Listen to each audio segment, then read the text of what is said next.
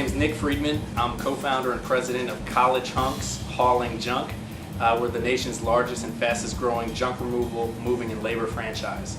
My very first attempt was actually when I was about 6 or 7 years old. My sister and I wanted to have a lemonade stand, and she wanted to charge 25 cents for lemonade. I wanted to charge $1. And so rather than come to any sort of compromise or agreement, she went and set her lemonade stand up for 25 cents. And I pulled my bike around front and set a sign on it, lemonade $1. So you can imagine sort of the perplexed looks on people's faces as they drove by and saw these two little kids with competing lemonade stands of completely different prices. But that was actually my first sort of experience in seeing that price wasn't always a measure of people's buying decisions, because people ended up buying lemonade from both of us. Our business was officially launched the summer before my senior year of college in 2003. My best friend from high school and we borrowed his mom's cargo van and went around town putting flyers up that said College Hunks Hauling Junk. Just thought there was a catchy name, and people liked the name. They had a need for the service, so we went back to school our senior year of college, ended up writing a business plan, and it ended up winning an entrepreneurship competition, so that gave us a little more confidence in the idea. And when we graduated from college, we took corporate jobs and then decided it wasn't quite for us, so we took the business plan off the shelf, dusted it off, and launched the business on a full scale in 2005 with our vision really to become a national household brand.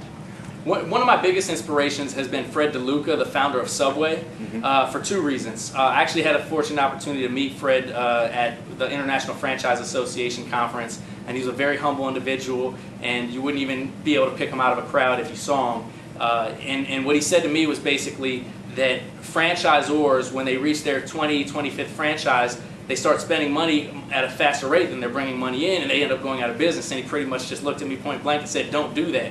And it was, clear and to the point. But the thing that's really inspirational about Fred DeLuca, the founder of Subway, is that his big audacious goal from the very beginning was to have 1,000 restaurants. And his wife told him he was crazy, but he just kept at it, and now he has 34 restaurants across the country, or I should say across the globe.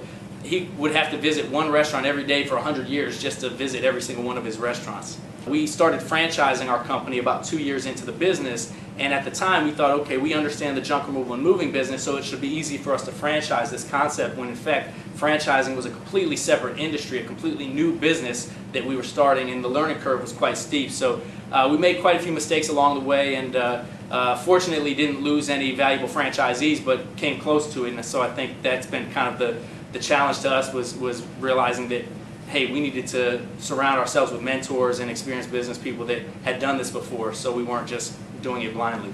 And then our growth goal is to become, within the next 5 years, have 250 franchise locations doing over $100 million in system-wide sales.